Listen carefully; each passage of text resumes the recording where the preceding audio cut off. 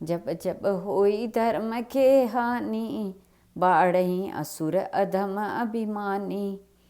तब तब प्रभु धरि विविध शरीरा, करहि कृपा निधि सज्जन पीरा। नरसिंह अवतार। हिरण्याक्ष के वध से उसका भाई हिरण्यकश्यपु बहुत दुखी हुआ। वह भगवान का घोर विरोधी बन गया। उसने अजय बनने की भावना से कठोर तप किया। उसे देवता, मनुष्य या पशु आदि से न मरने का वरदान मिला। वरदान पाकर वह अजय हो गया। हिरण्यकश्यपु का शासन इतना कठोर था कि देव, दानव सभी उसके चरणों की वंदना करते रहते थे। भगवान की पूजा करने वालों को वह कठोर दंड देता था। उसके शासन से सब लोग और लोकपाल घबराए। जब उन्हें और कोई सहारा न मिला तब वे भगवान की प्रार्थना करने लगे। देवताओं की स्तुति से प्रसन्न होकर नारायण ने हिरण्यकश्यपु के वध का आश्वासन दिया। दैत्यराज का अत्याचार दिनों दिन बढ़ता ही गया, यहाँ तक कि वह अपने ही पुत्र प्रहलाद को भगवान का नाम लेने के कारण तरह तरह का कष्ट देने लगा। प्रहलाद बचपन से ही खेल कूद छोड़कर भगवान के ध्यान में तन्मय हो जाया करते थे। वे भगवान के परम प्रेमी भक्त थे। वे समय समय पर असुर बालकों को धर्म का उपदेश देते थे।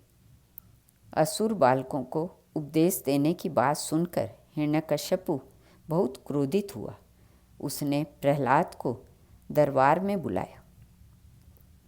प्रहलाद जी बड़ी नम्रता से हाथ जोड़कर चुपचाप दैत्यराज के सामने खड़े हो गए। उन्हें देखकर दैत्यराज ने डांटते हुए कहा, मूर्ख, तू बड़ा उद्दंड हो गया है।